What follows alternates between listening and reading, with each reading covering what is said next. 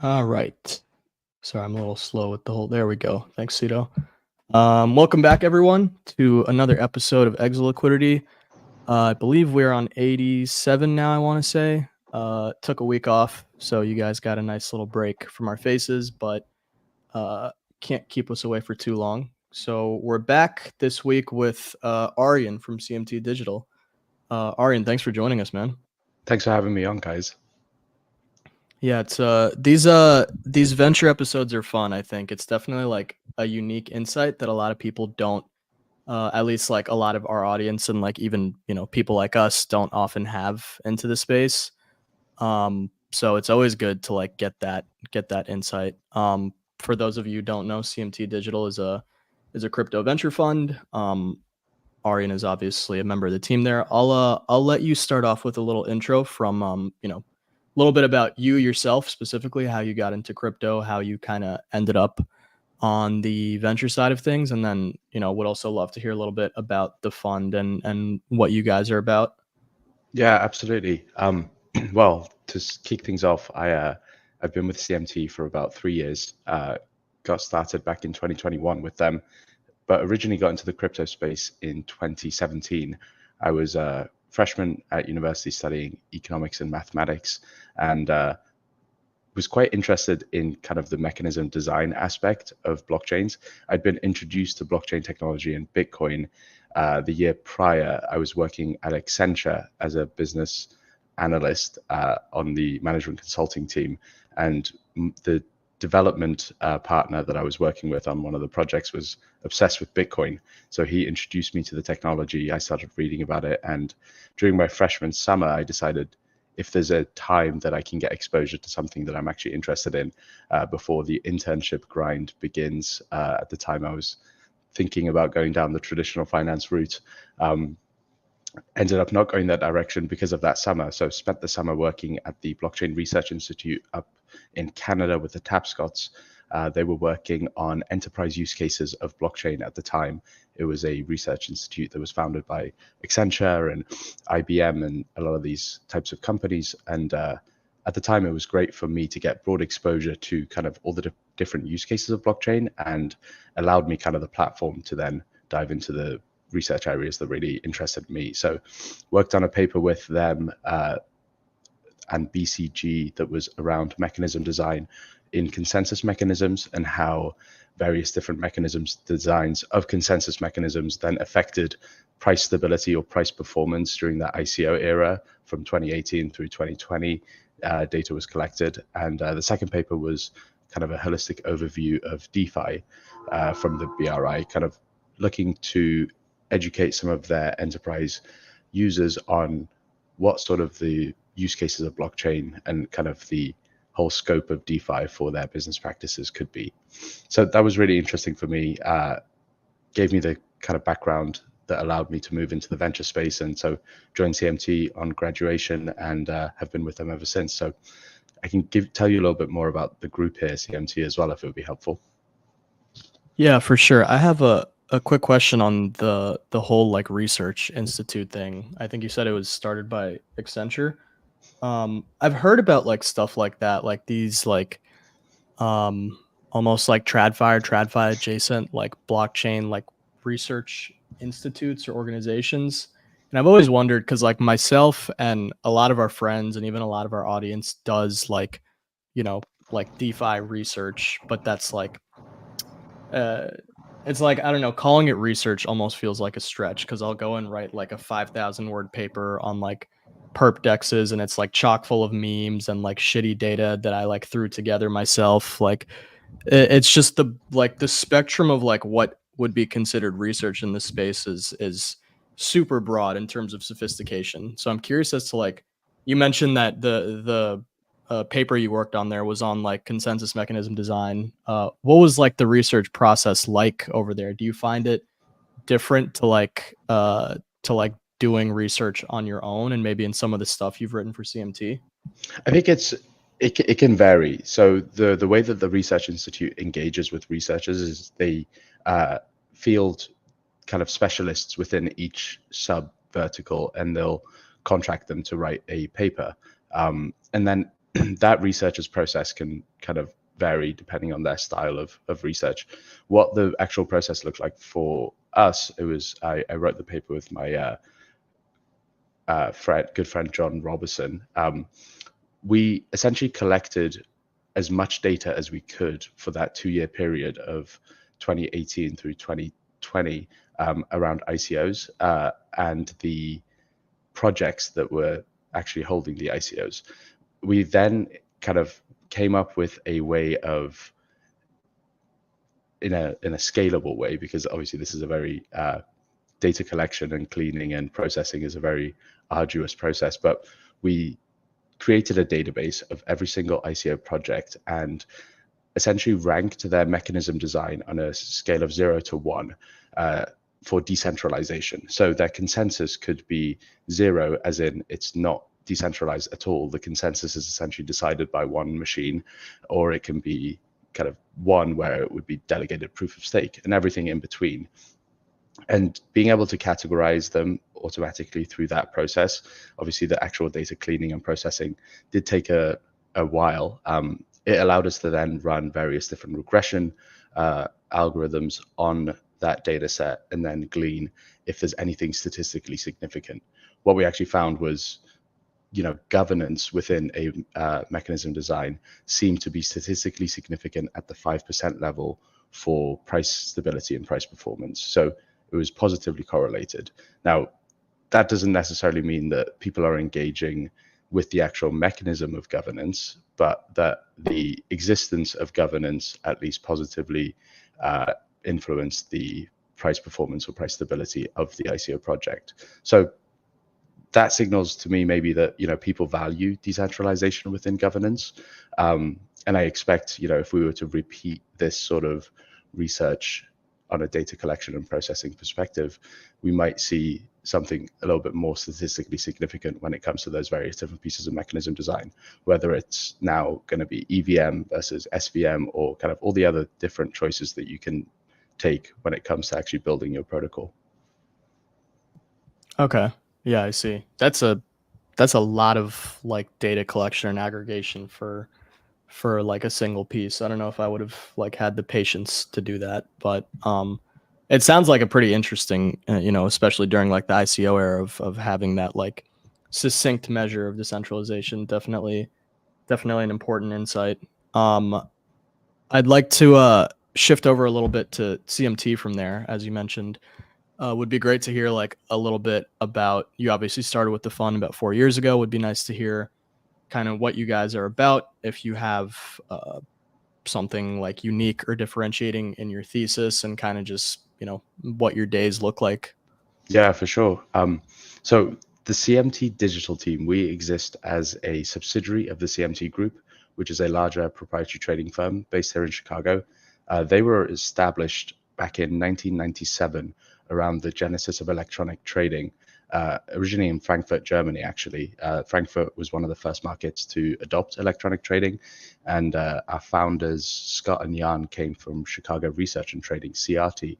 They saw kind of the writing on the wall that volumes in the options markets were going electronic, and so kind of invested in the technology that enabled them to meaningfully participate in those markets. And so I think a culture of technology adoption kind of started there, especially as it would relate to trading practices, took the form of kind of high frequency trading throughout the 2000s, and is ultimately why the firm got interested in blockchain and digital assets. So in 2013, while they were watching the Silk Road auction of Bitcoin take place, they were kind of wondering to themselves, how is a government entity going to auction off what the world thought at the time was primarily a nefarious asset?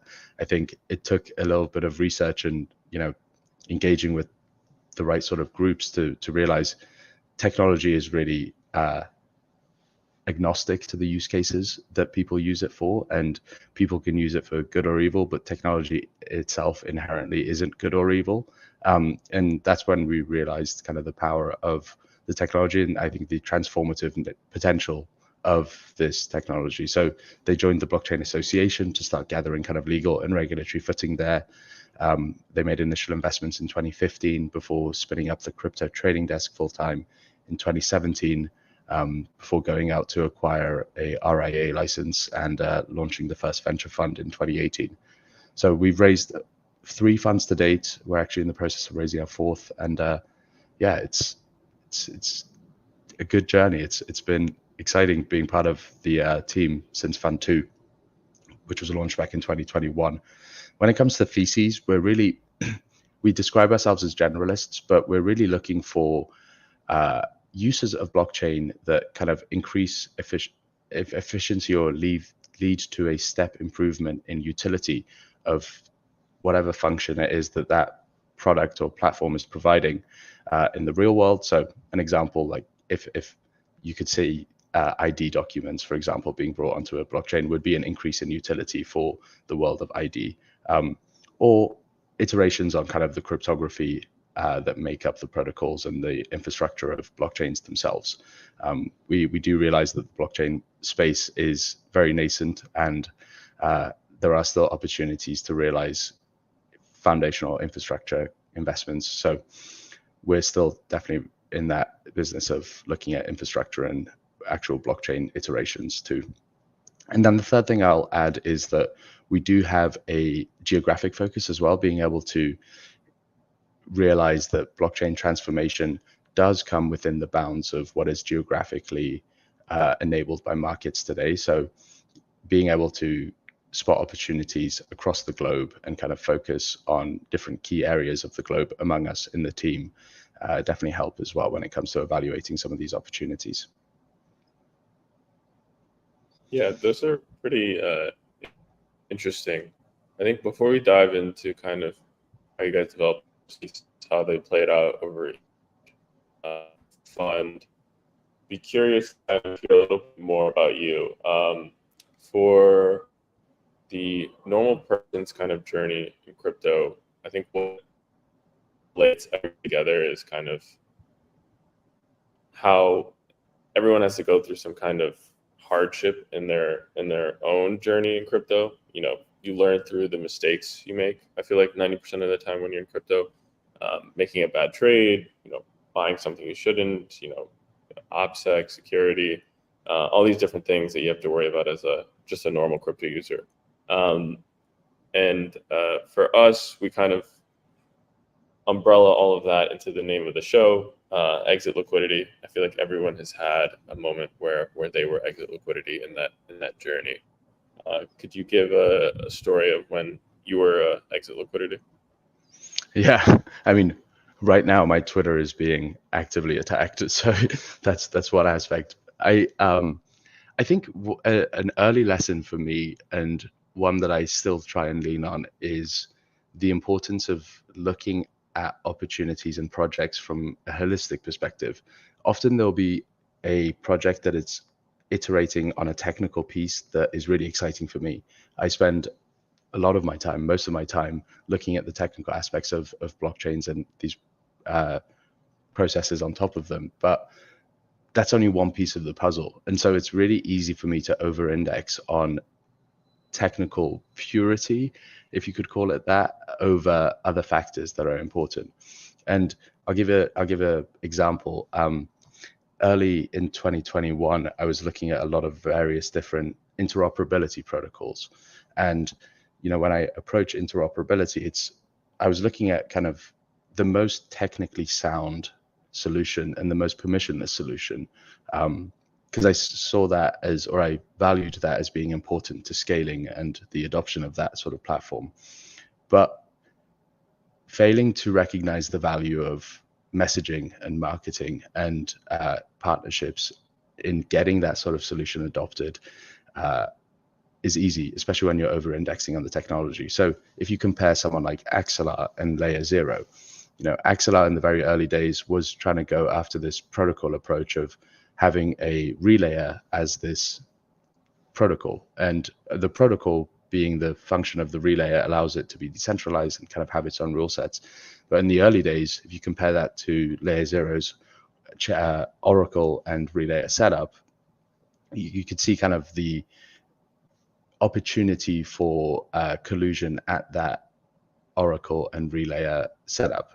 Now, I would then over-index on that being important and negatively impacting layer 0, when really that's not the case, and people do value the ease of integration and the network effects of having kind of connectivity to all these other ecosystems. And as long as they can hold you as a protocol responsible, layer 0 is going to be running that, or was running that relayer. If they can come back to you and say, what happened to this transaction, then there's some recourse available, and it's not necessarily important to have full permissionlessness in that setup early. So that's a lesson that I think I still hold close and try to learn from. Tech is important, but the best tech doesn't always win, or what you think is the best tech doesn't always win. And it's important to kind of look at the opportunity holistically. Yeah, I think that's relatable to a lot of people. Over-indexing for the tech, it's a double-edged sword. You can end up over-indexing for all the best memes or the best marketing, and be in a worse position. But yeah, that's super interesting. For kind of how you're evaluating things, or how CMT is evaluating things, can you describe maybe if there were any changes from you joined around the second fund to this more recent fund? Maybe if any theses have changed or any kind of lessons were learned. Yeah, I think we're always trying to strengthen our abilities as a team. I think that looks very much like being able to fill the team with people who are passionate about the technology and have kind of their own areas of expertise. So within the team, we'll all focus on kind of slightly different areas and try to bring something slightly complementary to the table. So where I'll focus on mechanism design or infrastructure, or kind of the really nascent opportunities that don't currently exist, for example. Other team members like Charlie, for example, will focus on the social and consumer and kind of gaming verticals. And other team members like Roy can have geographic areas of focus like LATAM or the Middle East region, for example. Augie joined us last year from Sequoia, and he runs APAC. So Augie and Doug from our team kind of focus on that area of the market. And I think being able to have kind of our hands in all these different pots definitely strengthens the conversation when we're evaluating opportunities. We get to present it from whoever kind of the deal sponsor was, who focused on kind of this is their area of expertise. Perhaps there are going to be some things that they don't take into consideration, and other kind of specialists on the team can raise that when we have that holistic discussion. And so I think that's something that I really value, and I think the team continues to build on. And that's one of the reasons I love being a part of the team, because we all bring kind of something different to the table. Yeah, Yeah, that that's makes a lot of actually sense. I think If that's we, pretty nice to hear. I think that's like very relatable. Most people have, I feel like most people have groups that they share research with, and so I think that's really nice. yeah, I wanted to ask about, like, even if we take it back a step further than that, obviously I can see how, like, having these specializations and like the actual sponsorship part of like bringing a deal into IC and discussing it from there is like, there's a lot of value in that. I think I'm curious about like the actual sourcing process even before that. It's my understanding that a lot of that is reliant on like your own VC network. So the bulk of the deals you get will be from other funds. But I always thought that like the best opportunities would be found where like no one else is looking for them yet, or no other funds have really found them yet. How, like, what sources do you have for deals, or like where do you go looking for stuff that is like outside of just within your own VC network? Yeah, I think it's a really important point. So obviously within the networks that we all have, as we're all trying to specialize in one area, we'll all have kind of different looking networks and therefore a differentiated source of deal flow. Obviously, there's overlap there, but I think a key part of my role is research, right? We're doing kind of the early research into the early changes that are going on in the ecosystem. From having that sort of insight into changing areas, I think you start to develop a mental framework of the infrastructure stack or whatever part of the blockchain stack you're looking at. For me, it's the infrastructure stack.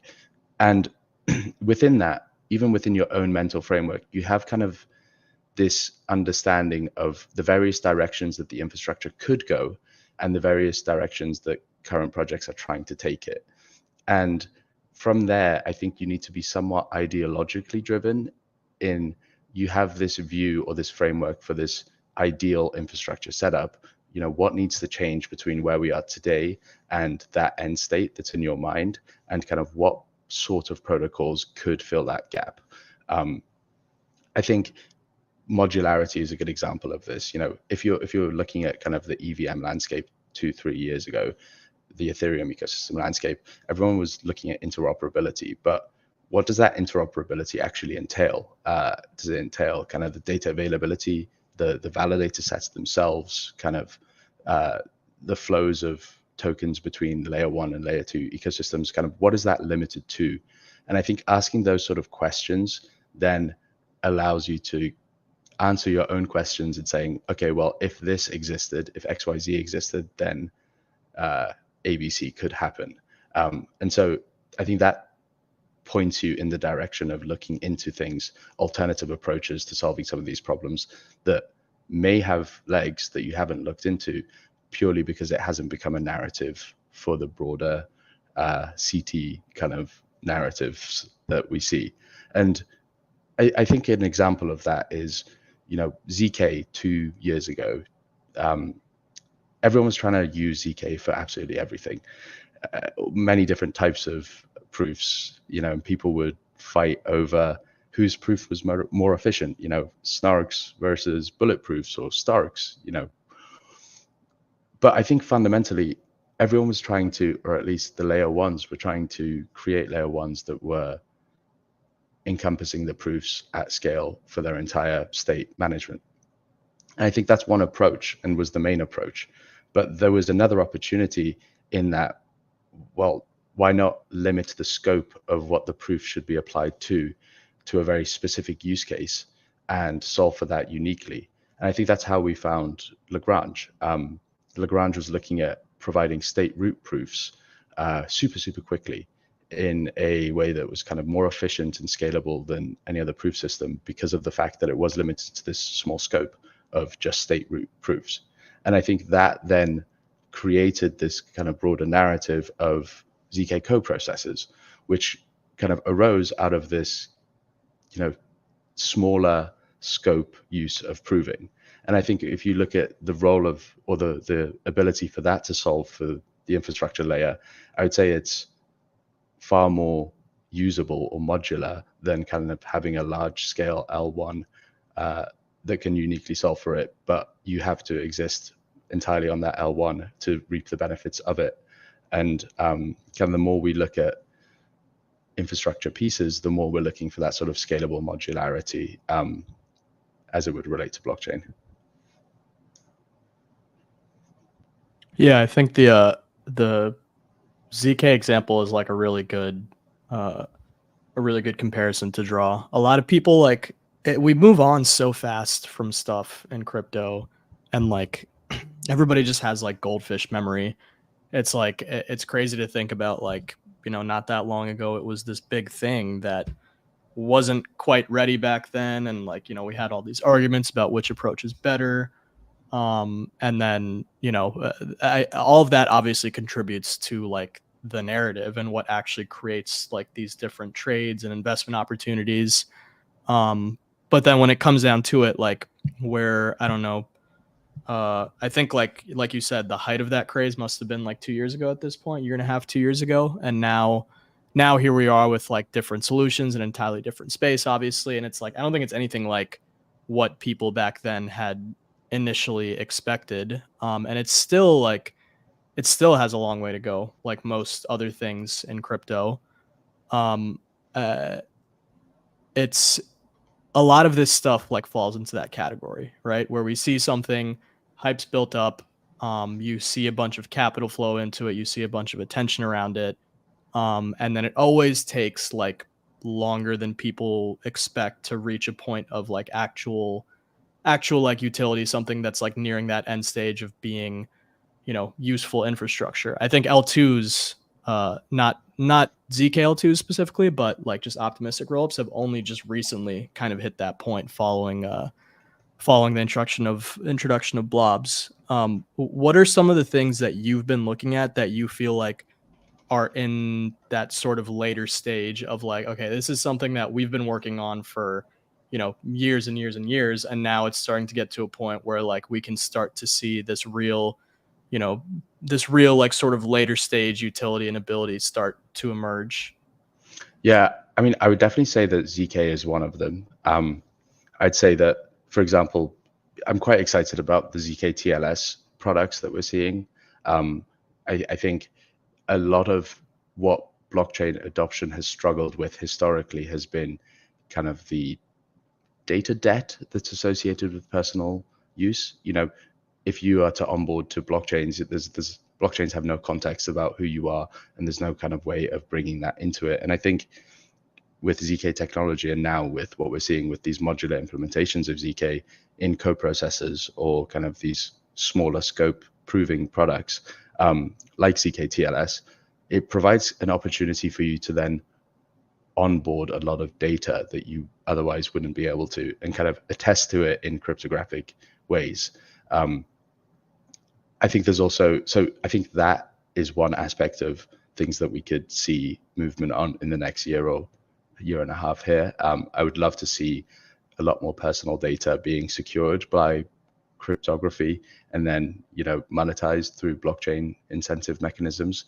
I see that as the opportunity, by the way, the cryptography to really secure the underlying, and then for the mechanism design of the incentives of the protocol or whatever the crypto structure may be, to then realize the business scaling of that underlying. I think another aspect is when we look at what blockchains actually uniquely unlock compared to Web 2. And I think that is self-ownership and the ability to then exist within those transparent incentive mechanisms. So if you can then onboard your data in a way that's secure and verifiable and own it yourself, I think then there's an opportunity for longer network effects that come with that. If you then own your data, you may onboard to some platform that uses your data, but let's say a year down the road, you're no longer happy with that platform.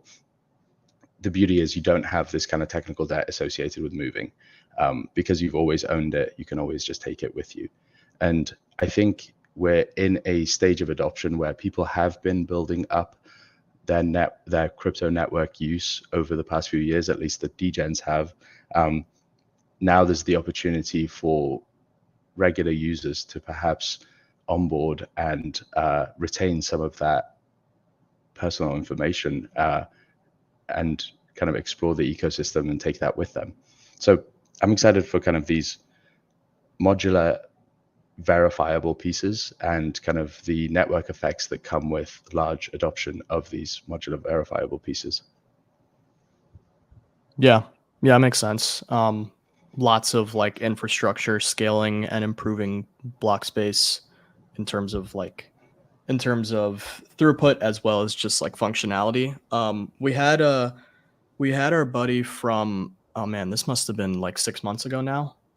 We had our friend Dougie from Figment Capital on, and he had Love Dougie. Yeah, great guy. He had definitely like some similar ideas, like from a much broader perspective on that front. And one of the questions I had for him was like, okay, like you're interested in essentially, improving block space, making it more accessible, cheaper, higher throughput in some cases, like adding different functionality to it with things like coprocessors and TEs or whatever. But what do you think that it needs to be, or it should be like used for, or what do you think like that looks like to the point where, because obviously, you know, we have all these different methods of pushing the envelope in that sense. And this kind of goes back to the argument, which is like a little bit played out, of like people talking about needing like novel applications and all this stuff on chain. But I was curious to hear his take, and I'm curious to hear yours now as well, as to like, you know, we can sit and push the envelope all day on what efficient block space looks like. But in your mind, what do you think is going to be like the end goal for it? What is it going to be used for over the next, I don't know, 5, 10, 15 years? Yeah, I mean, block space and the commoditization of block space, I think, is something that's still ongoing and hasn't been fully realized. People love to say that block space has been commoditized. I would argue that block space can only be commoditized when access to block space is universal and doesn't come with kind of a prerequisite. And right now, accessing block space comes with the prerequisite of you having state on that block space already. Unless you currently exist and your state is determinable on that block space, you can't update your state on that block space. So I think that hasn't been realized yet. And you know, we're looking into approaches at the transport layer for data availability to answer for that. How do you fully commoditize block space such that you can switch your state record across different block spaces, and for it to not be, you know, corrupted? You need to be able to reconstruct the block space. You'll reconstruct your state across multiple different instances of block space, which currently today you can't. So that's why we're looking into the transport layer for block space. The other thing is, I think block space from different platforms look to provide different optimizations. For one, it might be fidelity, so speed at which you can kind of reach that finality. Throughput, people may optimize for different things, but ultimately, if their block space is set for longevity, it's going to be able to optimize for something uniquely, and people are going to be able to access it permissionlessly. And for that, I think it could go a number of ways, but it's very much determinable by the business development efforts of these organizations. The engineers may optimize for one thing, but ultimately it's on the ecosystem and BD efforts to actually bring users to that block space. So I think that challenge just becomes easier with permissionless ability to use block space, but it's very much on the business development side of things to see which direction it goes. One that I'm pretty excited about is the use of, you know, privacy, whether that's achieved through fully homomorphic encryption, whether that's achieved through TEEs on the kind of the local device. It's that privacy has been a inhibiting factor for a lot of, let's say, institutional DeFi, and kind of the custody that comes with that as well. But if we have that freedom to change your state record across different block spaces, then you can realize, you know, the benefits of privacy on one for one type of transaction without necessarily having to shift your entire infrastructure setup to that environment, which may be, you know, very computationally inefficient or expensive and kind of wouldn't make sense for the rest of the platform's functions.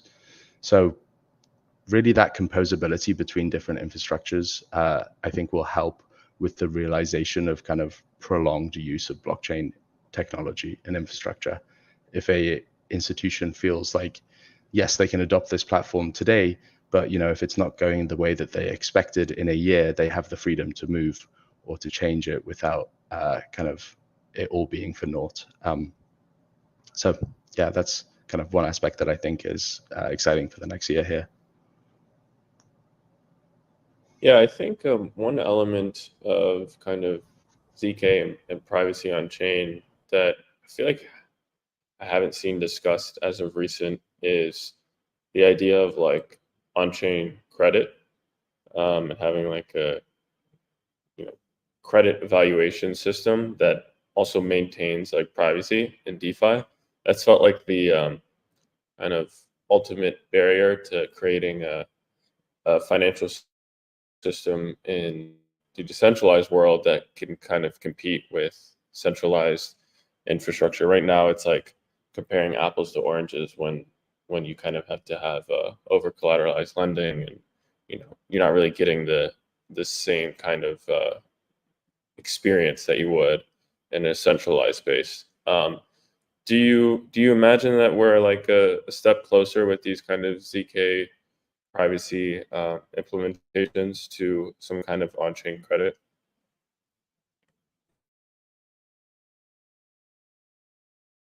Aryan, you're muted. Sorry. When you say credit, do you mean like gas fee credits, or what sort of credit are you referring to? Like I approach a lending protocol, and I have different documentation or attributes of myself that depict how much I should be allowed to borrow based on my Gotcha. past support. So yeah. Yeah, I think it's a really interesting point, because I mean, one piece that we have discussed a lot internally is when you attest to something, it's captured in that moment in time. So I can attest. So some ZK function could attest to the balance in my wallet for some token, but how do you then make that attestation usable? And I think that this is something that we're seeing across the board, because it's trying to set precedent.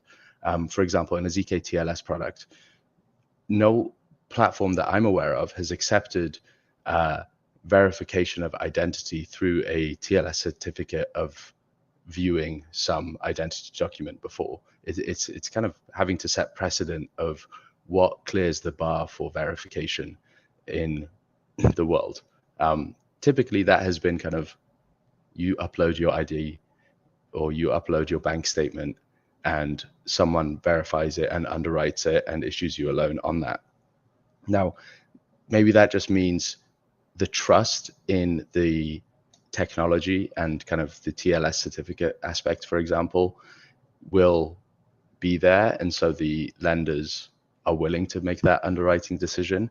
I think it's a matter of who can set that precedent first at scale to then enable others to move into it. And this is a question that we ask some of these TLS products, for example. How do you view setting precedent for accepting your technology? And I think it's a shift that has happened historically when new technologies have made themselves available, but it's always had to have some sort of sponsor or some sort of risk-taking use case to enable it fully.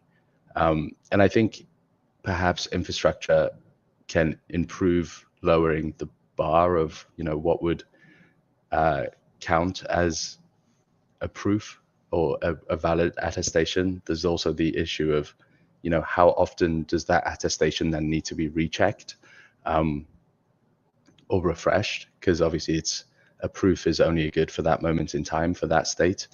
So I think it's going to be a mixture of the business development precedent setting and kind of actual use of the technology with some of the infrastructure pieces that could help those companies feel comfortable. And I think it's a matter of talking to the companies and the potential lenders and seeing kind of what are the barriers to allowing this technology to be adopted today. Yeah, could you explain TLS? I don't think I recognize that acronym.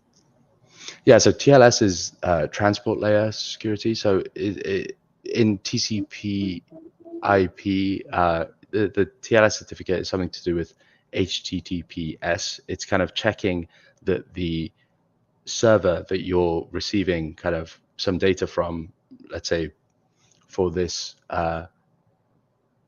podcast that we're viewing right now, there's going to be a handshake protocol that's going on in the background between my machine and the server on which we're hosting this podcast. And that handshake is essentially telling me that, this podcast is being hosted by a certificate that is belonging to, this entity, this IP address, and it just kind of verifies the authenticity of that connection. So if I want to prove my bank account, for example, I can log into my bank portal. The TLS certificate is then tied to my bank and to my machine. And so if you're to then provide a proof on that, you're proving whether the data that you're receiving is of a certain type or is of a certain characteristic, and relying on the security that the data that you're receiving is from the certificate that you say it's from. At that point, they can then tie the contents of that data to the person or the entity that issued you the data on your UI without actually revealing that underlying data. So it's only as good as your trust in the handshake protocol and that kind of TLS certificate. But hey, it's good enough for HTTPS, so why wouldn't it be good enough for this point here?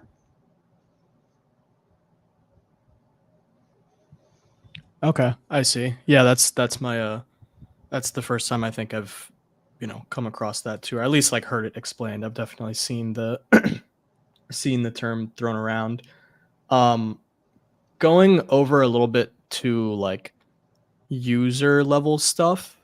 I'm curious as to like what you spend your time doing on chain. Obviously, you have a pretty research heavy background. It's quite like you guys are a pretty thesis driven fund, as you can see by your portfolio, as well as like your blog, where you have just the quality and like the tone of your research definitely shows that. But I think everyone who works in crypto in some capacity is also a user, should be a user at least.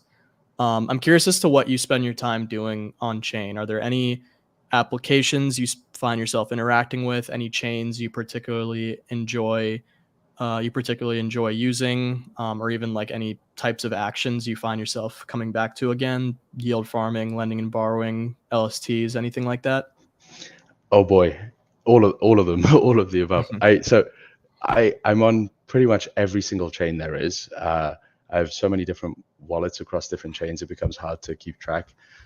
I try to make it a point of exploring every ecosystem that I can, purely just to experience it, if nothing else.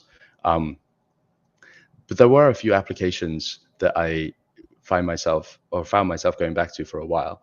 I grew up as a gamer. I sadly don't have much time for it these days, but I do try to experience the crypto games that are available to experience and kind of see whether the fundamental unlock of self-ownership is adopted in a way that allows for kind of growth in that experience. So, and I think it can vary. So there are some games that are better because of the fact that they have that self-ownership aspect. And there are some games that just don't have that adoption yet, or the network effect yet, to fully realize it. I enjoyed playing Shrapnel, for example. That was a fun game to experiment with. Being able to actually own your guns and in-game items, I think was really useful.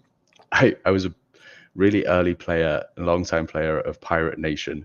That was an awesome experience. I'm not going to lie. At the beginning, I remember when they were in the treasure ecosystem, very, very kind of limited users to begin with, but the community was so organic and the usage of the game was so organic.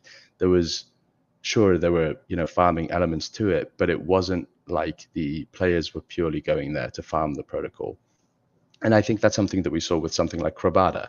I also played Krobada a lot, but we saw early on in the Krobada days that people found out how to bot the accounts really quickly. And when that happens and it becomes purely value extractive, you lose that game experience element. And I think that's what happened with Krobada. But with something like the treasure ecosystem and then Pirate Nation, you had kind of these organic users who enjoyed the game for whatever reason. I thought it was good fun. And you saw the success of that broader ecosystem into what it is now with proof of play. as a result of that, you had these engaged community members who actually enjoyed the fundamental experience of the game, and the blockchain aspects became a benefit. And I would argue that when the blockchain aspects are a benefit and you actually enjoy the usage of the game, it allows the developers to then build in the true benefits of blockchain, regardless, irrespective of kind of the success of the game.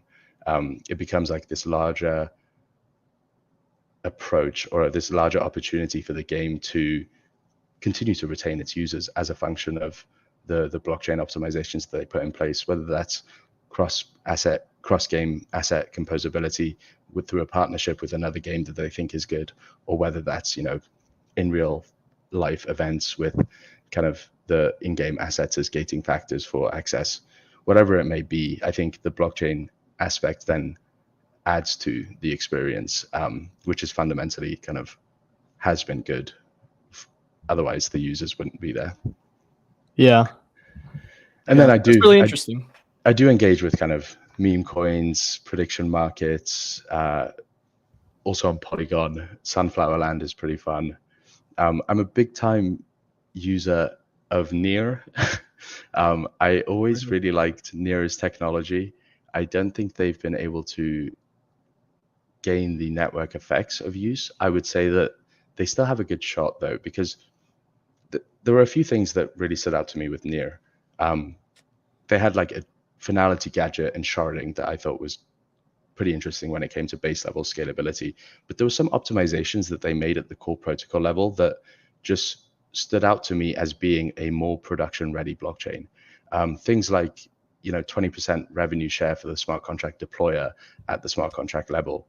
That sort of thing, is now being implemented in Solana. Things like name services at the wallet address level.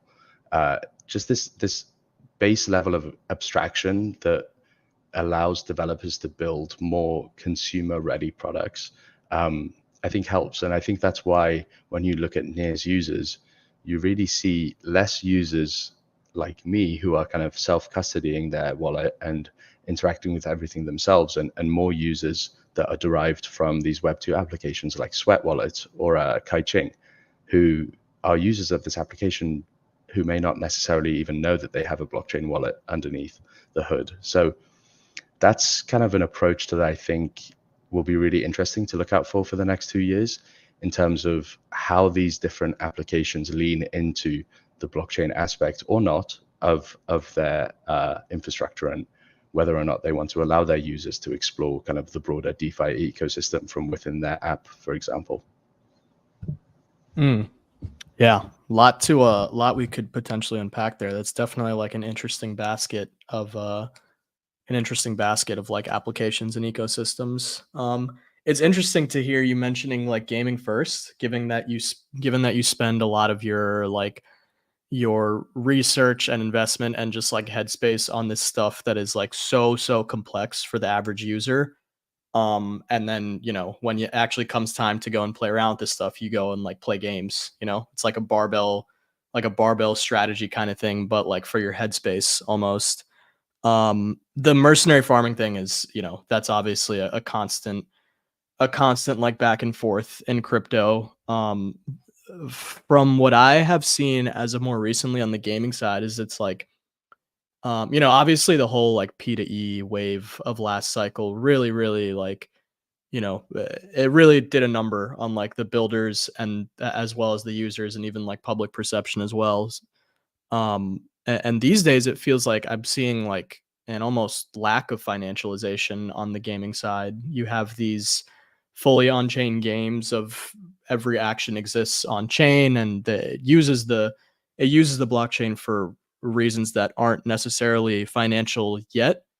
So you end up with these really small user bases of super dedicated users and gaming guilds who are just there to have fun. Like they may not have any expectation of rewards or financialization in the longer run. And to me, that's like a really good starting point. To me, all crypto products or all crypto niches should start out that way. It took a lot to get there. Obviously, it took a lot of like breaking trust and people getting burned and people being exit liquidity. But I think it's like it's not one of the places where I spend most of my time, but just given what I've seen from the outside, it definitely seems like one of the more interesting and genuine places to be at this time. Yeah, on the ecosystem side, definitely. Yeah, go ahead. I was just going to say, I think it's an interesting point because play to earn, I think, captured a concept that makes sense, but the implementation or the realization of the early stages of play to earn perhaps weren't ready for sustainability when it comes to the financialization that's going on. We were really early investors in Axie Infinity, I think one of the first rounds, and Horizon blockchain games as well. And when you're looking at that sort of approach, I think what really stood out to us was, the ability to financialize your game activity. They were one of the first to actually kick that off. But when you look at some of the actions, and we saw with that farming aspect, you see that the game experience and the financialization become completely separated. And ideally, you want those two to be interwoven to a degree that it becomes kind of inseparable. You shouldn't be able to bot it, for example, without experiencing the game yourself. And I would argue that it's only from a point where you have real users using it, not for financialization necessarily, that you can create a financialization layer that is sustainable and makes sense. Whether that's through partnerships with other games, marketplaces for various different items, whatever it may be, it's important to realize that, not everyone can extract value from it, and the only value that you extract should be closely tied to value you've provided to the platform, whether that's financial, whether that's time, achievements on the game. It needs to make sense. And I think the early play to earn games that we saw that perhaps weren't well structured didn't rely on that sort of robust ecosystem to support a sustainable financial layer. But I would argue that that's where games today and ecosystems today are laying the groundwork to realize later. Yeah, it was definitely. They had like the pieces together from an early stage. I definitely agree with that. That's like what drew a lot of people to crypto in the first place. I mean, myself and Cito, the whole thing was DeFi for us from an early intro into the space into like our first few opportunities and building or researching or a lot of the podcast as well, obviously.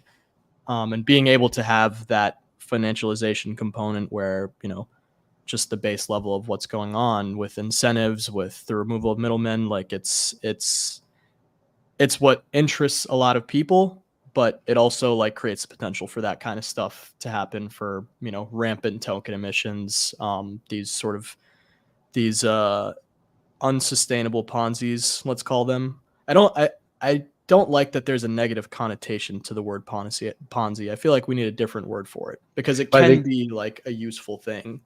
Ponzi, I think, refers to only the value only being derived from new entrants. Whereas I think you can lean on that sort of growth mechanism early, but there's going to have to be some sort of value derived from anything other than new entrants, whether that's your activity, whether that's what you build on the environment, whether that's what you take across platforms. So I think at the beginning days, absolutely, but you got to lean into what are you actually fundamentally providing as an experience, and what are people willing to pay for it? Yeah. It's well said. I think that makes a lot of sense. I'm curious to hear some of. I know we're coming up on time here a little bit. We can be cognizant of that, but I'm interested to hear some of the deals you guys have done maybe more recently, or stuff that's getting ready to go to market soon that you are particularly excited about. A lot of people like will follow raise announcements and follow certain funds as a measure for alpha, or it just helps to like narrow down the field from the thousands of new apps, the thousands of new protocols that are being released. So would be interesting to hear your take on some of the stuff you guys have looked at that's coming out soon, or that you looked at recently that's interesting. Yeah, I mean, I think on the infrastructure side, I'm really interested for this transport layer kind of innovation that's occurring at the DA layer level. We invested in this company called Optimum, and they're kind of getting ready to go to market. I'm sure you'll hear about them soon. I'm not sure how much I can dive into it here, but there's also, I think, one thing I'm really excited about is the proliferation of DeFi beyond our ecosystem today. This is something that we've been holding kind of top of mind for a few years now. I'm sure everyone has been, but I do think that we're in a place where there could be the regulatory frameworks, plus the kind of familiarity with the technology for some of these larger financial players to move on chain in a way that they haven't before. We were investors in Superstate, and I think that sort of real world asset onboarding is a really, really large opportunity. And I would argue that it's only with the realization of those sort of assets being onboarded that DeFi can become fully what it has set out to be. The asset base that would then on board would essentially underpin the base yield for all of DeFi in a way that is then sustainable. Right now, I think one of the problems with DeFi is people would say the TVL is just not robust enough to support, is just not large enough to support large scale yield generation. And I think if that changes with the onboarding of some of these real world assets, we will see a level of stability that introduced to DeFi where it hasn't existed in the past. And that sort of opportunity for the base yield of Ethereum to be adopted, I think then further supports and secures Ethereum security itself. Now, restaking is interesting as well. I think you've probably had a bunch of different conversations about restaking on this platform. So it'll be interesting to see how real world assets and some of these more, let's call them idle TVL bases interact with some of these yield opportunities.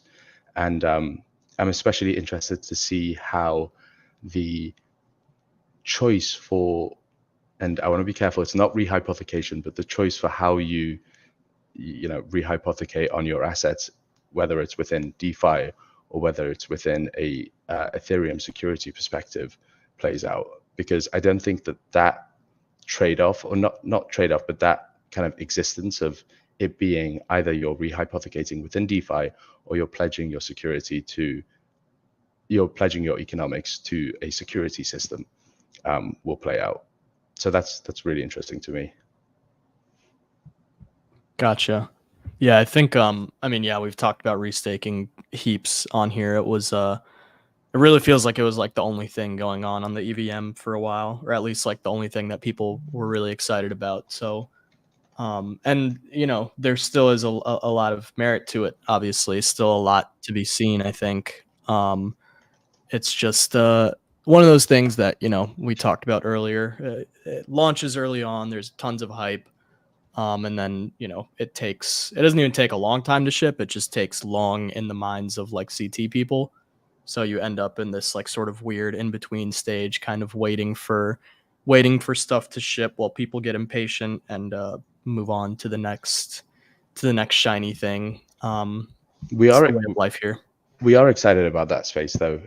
We're investors in EtherFi, and for example, we what I really like about what EtherFi are doing is they're kind of giving us maximal choice. You've got some ETH that you want to earn yield on. It's really up to you. Do you want to put it in a cash product and generate yield off of basis trades, for example, that they're then pledging the assets to, or do you want to restake that ETH and earn points and yield on EigenLayer, or do you want to put it into your card product, so you're generating yield in the form of USD that you can then use on your debit card.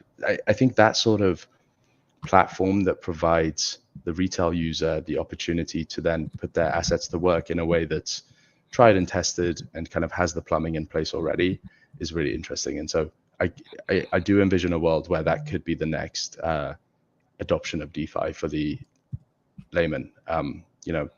Sticking $10,000 into a yield generating account on which they can then go and spend real dollars on their debit card in the form of yield. Yeah. No, I totally agree with that. I think that makes a lot of sense. Definitely something that'll be exciting to see play out. We are a little bit over time here, so we can start to wrap up. Just before we do so, it would be good to we'd like to give you a space just for any like closing remarks, anything that you think the people should know about yourself or CMT Digital, or even just anything in general. Any last words for the people? Always good. Last words. No, I mean, thank you for having me on. It's especially in times like this when there's global uncertainty and perhaps markets are not as stable as we would expect them to be. I think it's easy to get pessimistic about the space that we're in. I think it's always really useful to look back on the history of this space. If we think back to 2018, 2019, I would compare this sort of market position as somewhat similar to that era, but the difference in people's kind of engagement at this stage, people's kind of building at this stage is night and day between now and 2018, 2019. I'd say this is probably the first cycle where we haven't had the depths of the bear in a way that was as depressing as those eras were, perhaps. And I think it's important to realize that and to think back to that and to think back to all the progress that this industry has made between that point and now. I think once you have that sort of context, or you think about that context a little bit, it's much easier to get excited about the direction that we're heading in and the real adoption that this technology is receiving or imminently receiving. Yeah, no, that's very well said. I think it's easy to lose sight, to get distracted, lose the plot a little bit, especially with all of the madness that goes on. So a little like refocus into the big picture stuff of why we're all here is always useful, always welcome, especially for me. That is a good place to wrap up here, I think. Definitely some nice closing words there. Thanks again, Aryan. That was a lot of fun. Really appreciate you coming on. Thanks for having me, guys. Yeah, absolutely. Anytime. That was episode 87. And thanks again, guys. We'll catch you all next week.